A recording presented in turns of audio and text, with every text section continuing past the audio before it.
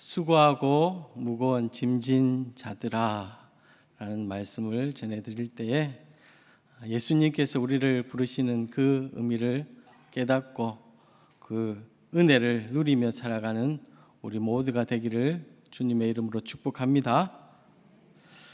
오늘 말씀에서 예수님께서는 저와 여러분을 그리고 이 땅의 인생들을 향해서 수고하고 무거운 짐진 자들아 다 내게로 오라고 부르십니다. 저는 이 예수님의 말씀이 우리 인생들을 부르시는 이 말씀이 너무나 귀하고 좋습니다. 왜냐하면 예수님께서 우리를 아시는구나. 이 땅을 살아가는 인생들이 얼마나 고되고 힘든 줄을 우리 주님께서 아시는구나 라는 마음이 들어서 너무 좋고 너무 감사한 말씀입니다. 여러분 다 공감하시죠? 우리가 살아가는 이 세상이 얼마나 고되고 피곤합니까? 오늘도 여러분 이 저녁에 하나님 앞에 나오셨는데 오늘도 일터에서 또 가정에서 학생들은 학업으로 각자의 상황 속에서 여러분 참 수고 많이 하셨습니다. 여러분 한번 생각해 보십시오. 우리가 일평생 한번 살아가면서 가장 많이 말하는 말은 뭘까요? 그건 아마 당연히 밥 먹자라는 말 아니겠습니까? 우리가 보통 사람이라면 하루 3번 밥 먹을 거고 3번 밥 먹자는 표현을 할 겁니다. 하루 3번 365일이면 몇 번일까요? 1095번. 제가 계산해 왔습니다. 만약 80년을 우리가 산다면 밥 먹자는 말을 몇 번을 하면은 87,600번을 밥 먹자고 표현을 할 겁니다. 근데 특히 이 세상을 살아가는 우리 엄마들은 이 밥 먹자는 말을 2배, 3배 이상은 더 말할 것 같아요. 얘들아 밥 먹어라. 밥 먹으라니까. 얘들이 밥 안 먹고 뭐하노? 밥 먹으라고 했지? 엄마들은 수없이 밥 먹으란 말 하죠. 우리 집에도 그런 말들이 많습니다. 두 번째로 많이 하는 말들은 뭘까요? 아마 잠자자라는 말이 아닐까 싶습니다. 적어도 한 번은 말하지 않겠어요? 잠자자.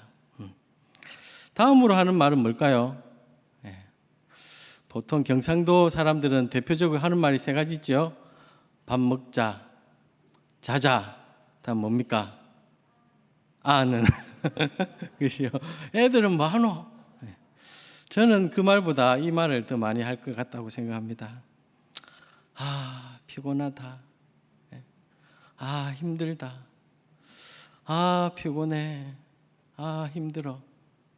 우리가 늘 무심결에 하는 말이잖아요. 현대를 살아가는 사람들은 이 피곤하다는 말을 입에 달고 살아가는 것 같습니다. 특히 생업 현장 속에서, 직장 생활 속에서 인간관계의 어려움과 또 과도한 업무와 경쟁으로 스트레스를 받으면 정말 일할 맛이 안 나고 얼마나 피곤합니까? 그죠? 요즘같이 코로나 상황이 계속되면서 스트레스를 받는 분들이 얼마나 많습니까? 요즘 청년들도 취업이 힘들어서 과도한 스트레스를 받고 인생의 무거운 짐으로 고통받는 이들이 너무나 많습니다. 최근 뉴스를 통해서 안타까운 소식들이 많이 들립니다. 특히 생계의 어려움으로 취업이 어려워서 여러 가지 이유로 고독사한 사람들의 안타까운 소식이 눈에 많이 들어갑니다. 서울 강남구에 위치한 6평 남짓한 오피스텔에서 A씨가 최근 외롭게 세상을 떠났습니다. 31세 청년인 A씨가 발견된 것은 죽은 지 사흘이 지난 뒤였습니다. 회사 생활을 위해서 지방에서 서울로 올라와 자취 생활을 하던 청년이었습니다. 그는 오피스텔 관리비를 3개월이나 내지 못할 정도로 생활고에 시달렸던 것으로 여겨졌습니다. 방 안에는 각종 쓰레기와 소주병들이 나뒹굴고 있었습니다. 다른 한켠에는 이력서와 자기소개서가 수십 장이 발견되었습니다. 이 세상을 나름대로 살아가 보려고 발부둥을 쳐보았지만 문제는 해결되지 않고 그 스트레스 때문에 술을 아무리 마셔도 사라지지 않자 그 꽃다운 청년은 절망 가운데 인생을 포기하고 말았습니다. 고독사 하면 우리 혼자 지내는 그런 노년층의 문제로 여겨졌지만 최근에는 1인 가구가 늘어나고 취업난과 코로나로 인한 경기 침체까지 겹치면서 이 땅을 살아가는 사람들이 느끼는 그 스트레스와 고립감은 커질 수밖에 없는 것 같습니다. 최근에는 20, 30대의 청년 고독사도 급증하고 있다고 합니다. 여러분, 대한민국에는 인생의 수고하고 무거운 짐을 견디지 못하고 스스로 생명을 끊는 사람들이 작년 한 해만 해도 13,000명이나 된다고 합니다. 참으로 안타깝고 슬픈 소식입니다. 성도 여러분, 제가 설교를 시작하면서 이렇게 서론을 길게 말씀드리는 이유는 이 세상을 살아가는 저와 여러분뿐만 아니라 모든 인생들이, 우리와 함께 살아가는 가족들, 또 내 옆에서 살아가는 이웃들, 매일 만나는 모든 사람들이 모두 다 수고하고 무거운 짐진 자들이라는 것을 우리가 이해하기 위해서 말씀드리는 것입니다. 어쩌면 이 세상에 태어나서 별다른 걱정 없이 이 세상의 모든 것을 누리며 살았을 만한 그 솔로몬도 전도서 2장 22절에 이렇게 고백합니다.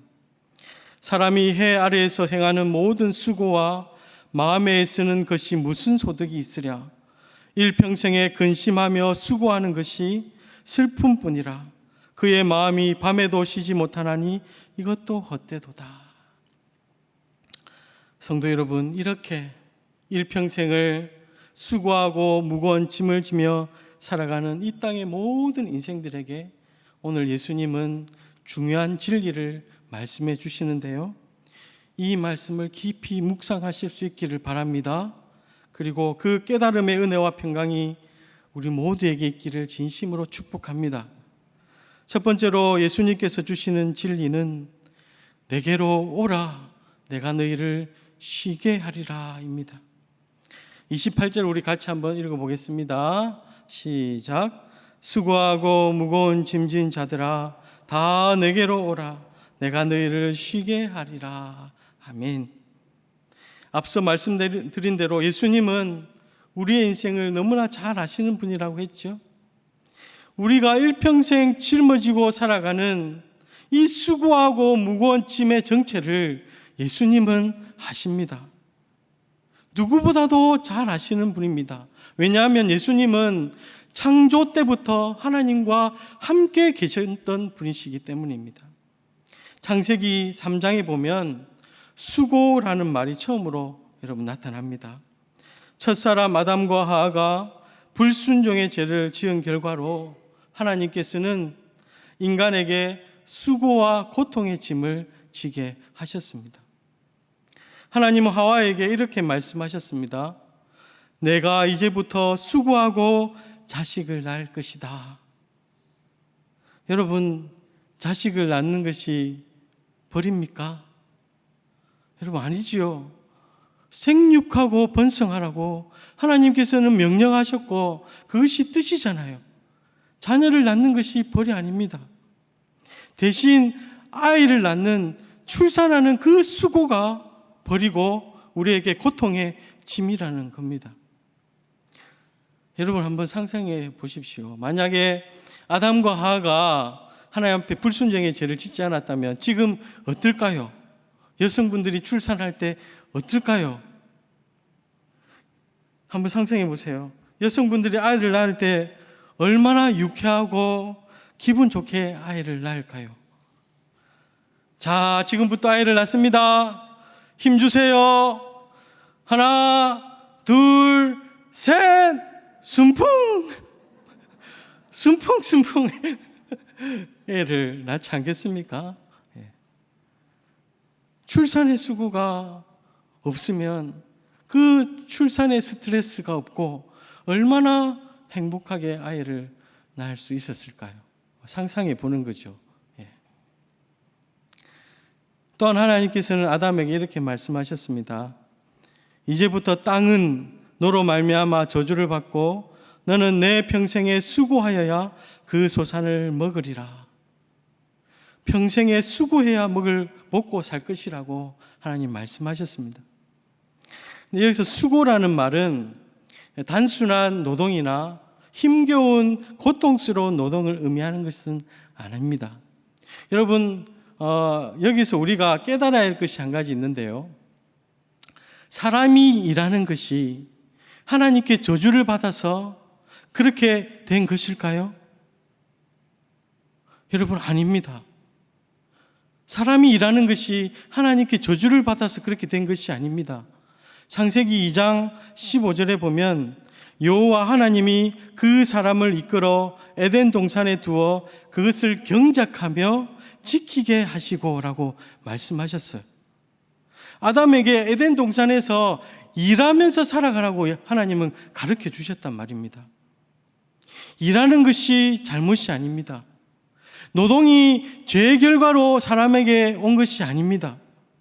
사람이 생산을 위해서 일하는 것은 하나님께서 사람을 창조하실 때부터 미리 계획하신 것이었습니다. 문제는 이 땅이 죄의 결과로 저주를 받고 즐거워해야 할 그 노동이, 행복해야 할 그 노동이 고통스럽고 무거운 짐으로 우리 인간에게 왕 그것이 문제인 것입니다. 여러분, 우리 주변에 열심히 즐겁게 일하시는 분들이 있잖아요.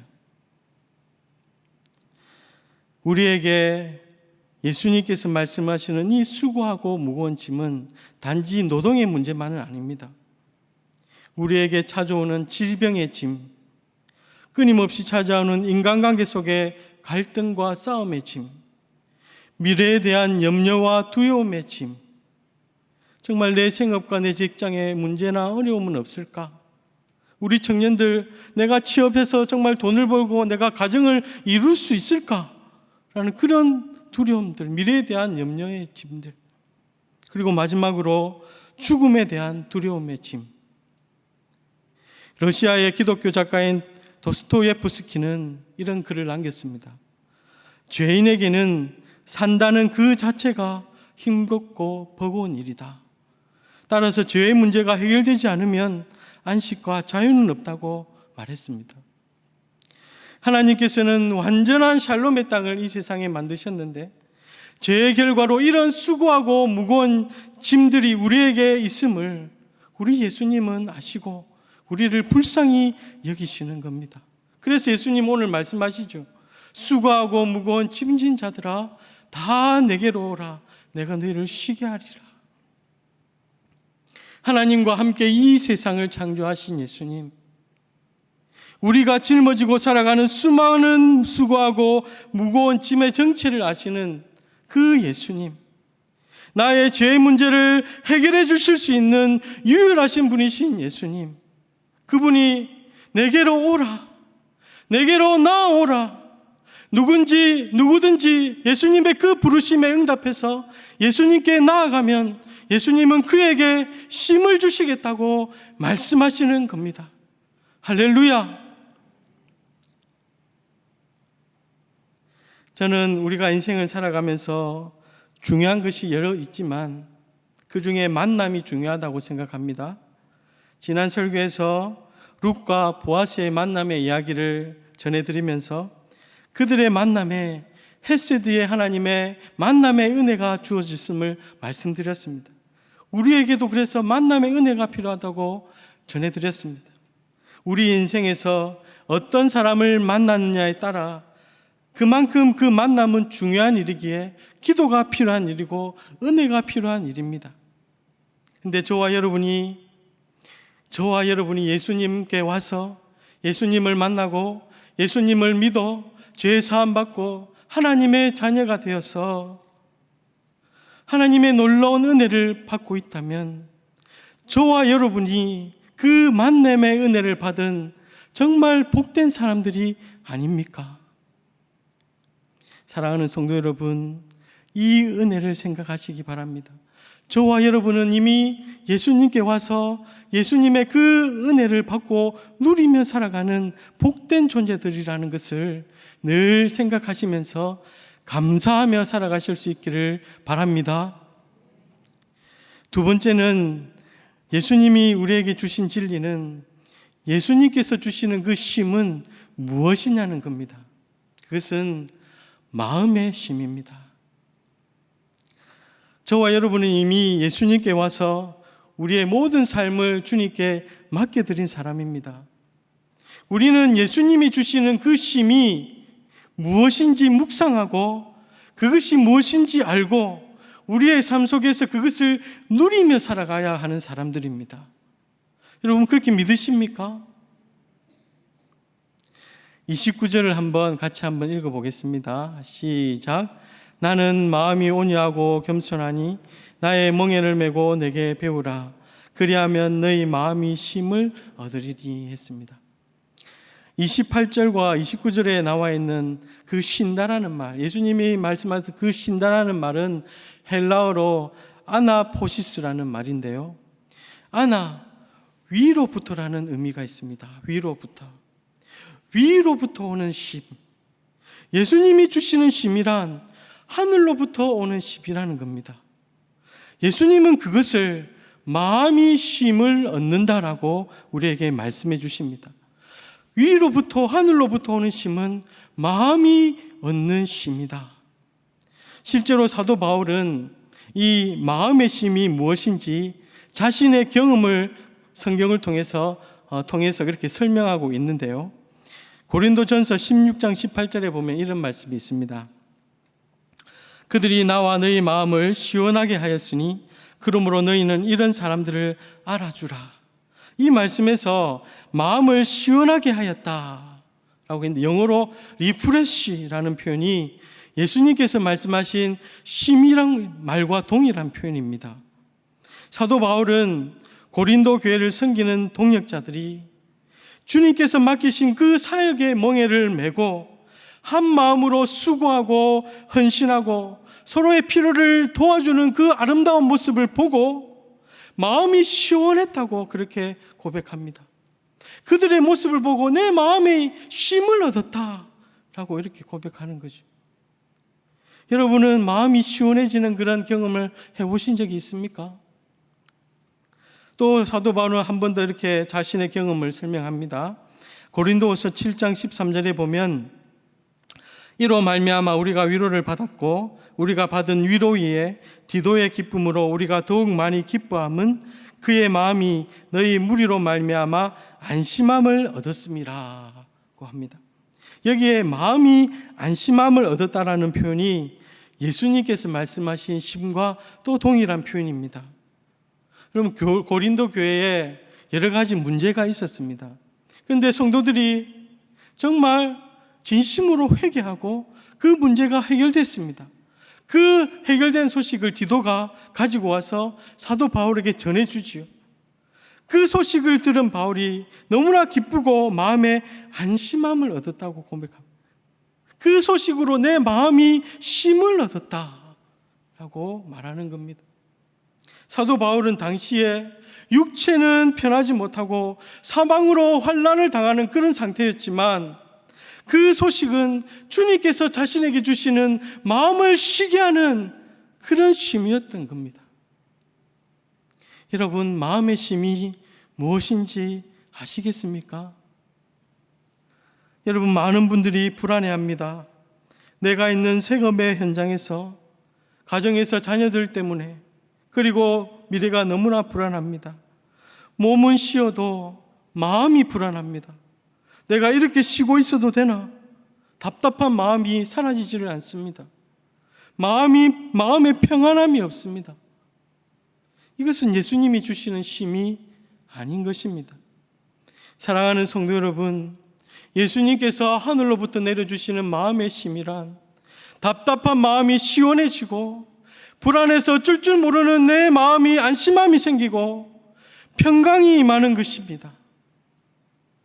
여러분, 간절히 바라옵기는 저와 여러분이 예수님 안에서 이런 마음의 쉼을 누리면서 경험하면서 살아갈 수 있기를 진심으로 바랍니다. 세 번째로 예수님이 주신 진리는, 그렇다면 어떻게 그 마음의 쉼을 얻을 수 있는가? 그것은 마음이 온유하고 겸손하신 예수님의 멍에를 메고 그분께 배우면 됩니다. 한번 따라해 보시겠습니까? 마음이 온유하고 겸손하신 예수님의 멍에를 메고 그분께 배우면 된다. 29절 30절을 우리 한 번 더 같이 한번 읽어보겠습니다. 시작. 나는 마음이 온유하고 겸손하니 나의 멍에를 메고 내게 배우라.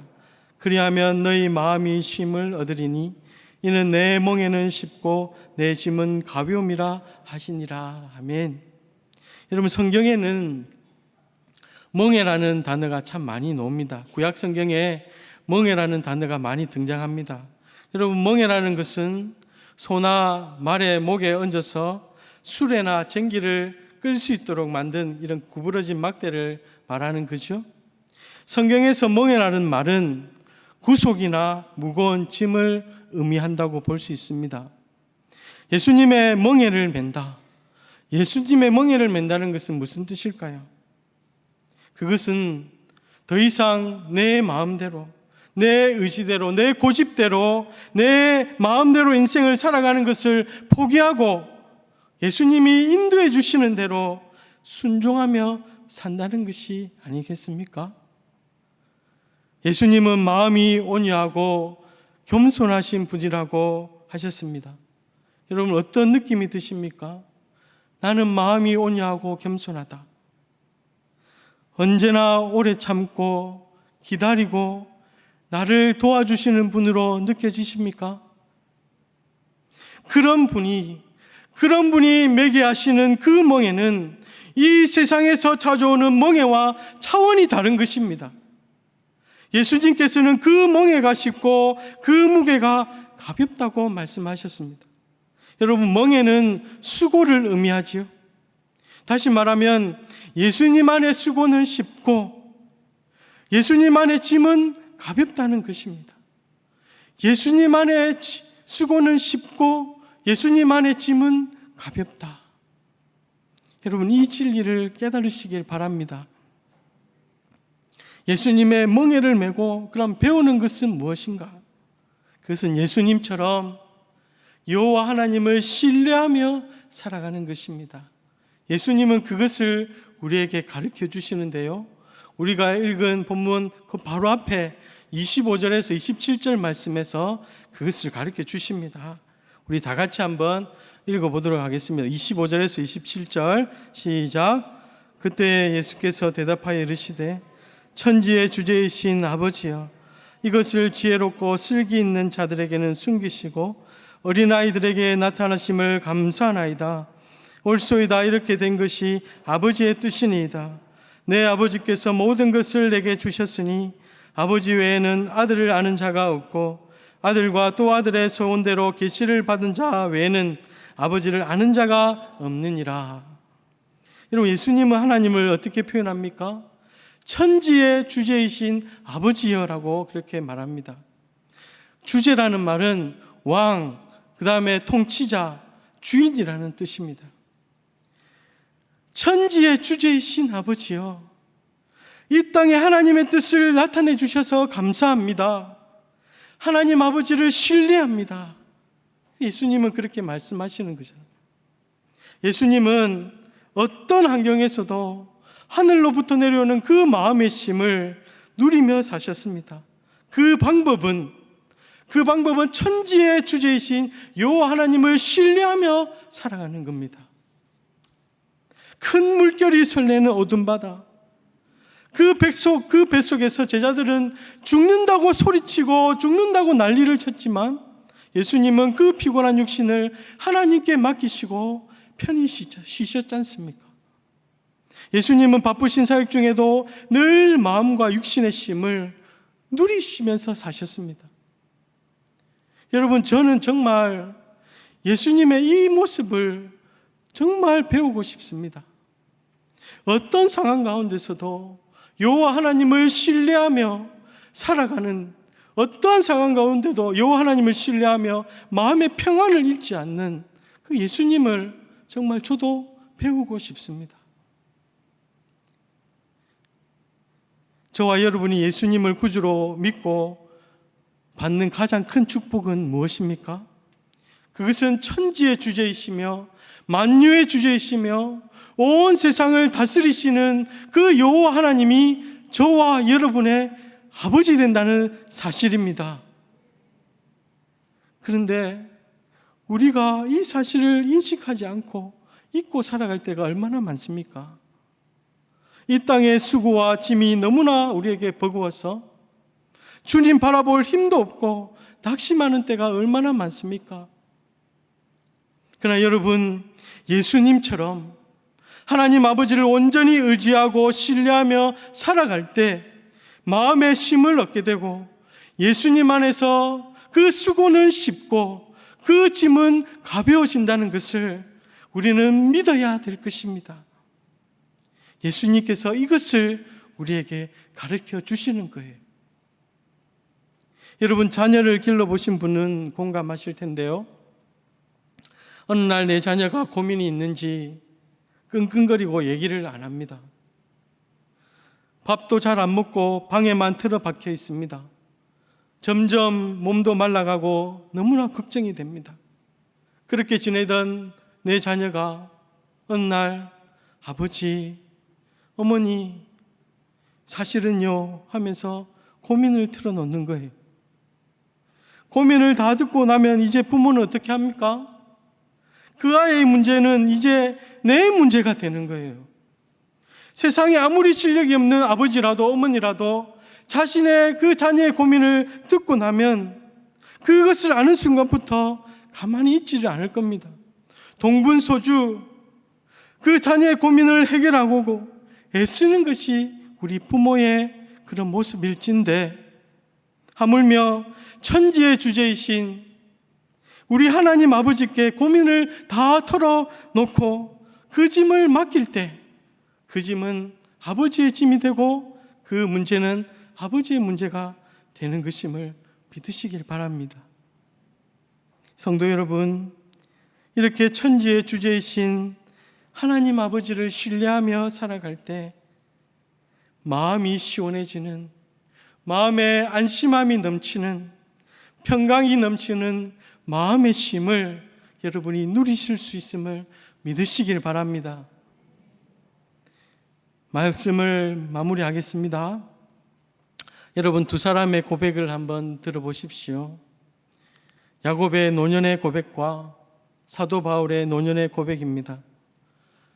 창세기 47장 9절에 야곱은 나의 나그네 길의 세월이 130년이고 험악한 세월을 보냈다고 고백합니다. 야곱은 정말 파란만장한 삶을 살면서 후회되는 일이 참 많았습니다. 여러분, 인생의 고됨과 무거운 짐의 무게가 그의 고백 속에 느껴지십니까? 그러나 신실하신 하나님께서는 그에게 약속하신 그 모든 약속을 이루어 주셨습니다. 사도 바울은 디모데후서 4장 2절에 나는 선한 싸움을 싸우고 나의 달려갈 길을 마치고 믿음을 지켰으니 이제후로는 나를 위하여 의의 면류관이 예비되었으므로 주 곧 의로우신 재판장이 그날에 내게 주실 것이며 내게만 아니라 주의 나타내심을 사모하는 모든 자에게 노니라 라고 고백합니다. 그는 예수님을 만나고 자신의 삶을 주님께 드린 후에 복음 전파를 위해서 온갖 수고와 온갖 무거운 짐을 맡았습니다. 그러나 사도 바울은 주님께서 주시는 그 마음의 쉼, 또 위로와 힘을 얻으면서 그 멍에를 짊어지고 나의 달려갈 길을 잘 마쳤다고 그는 고백하고 있습니다.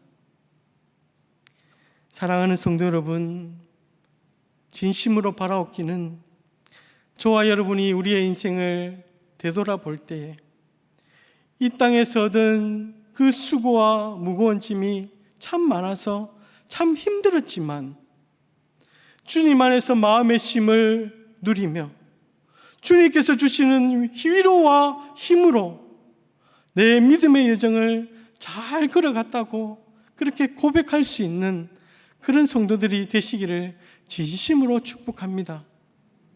그런 저와 여러분을 통해서 하나님은 이런 우리를 통해서 하나님은 영광 받으시고요, 또한 이런 우리를 통해서 하나님 우리 주변에 있는 수고하고 무거운 짐지자들이 우리를 통해서 예수님께 많이 돌아오게 될 줄을 믿으시길 바랍니다.